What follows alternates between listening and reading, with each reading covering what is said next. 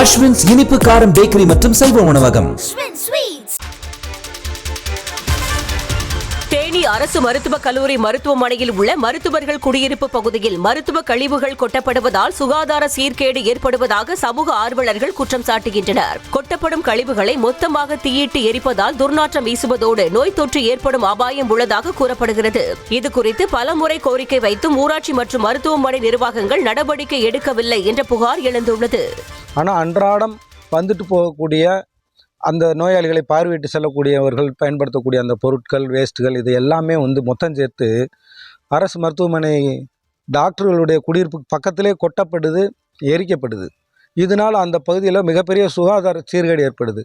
அந்த பகுதி திருமலாபுரம் ஊராட்சிக்கு சொந்தமானதாக இருக்குது. ஊராட்சி நிர்வாகம் இதற்கு தட்டி கழிச்சிடுறதுனால ஊராட்சி நிர்வாகமாக இருக்கட்டும், மருத்துவமனை நிர்வாகமாக இருக்கட்டும், இரண்டும் தட்டி கழிப்பதால் மிகப்பெரிய நோய் தொற்று அபாயம் இருக்குது. இதனை விரைந்து அரசு தலையிட்டு தடுக்கணும்.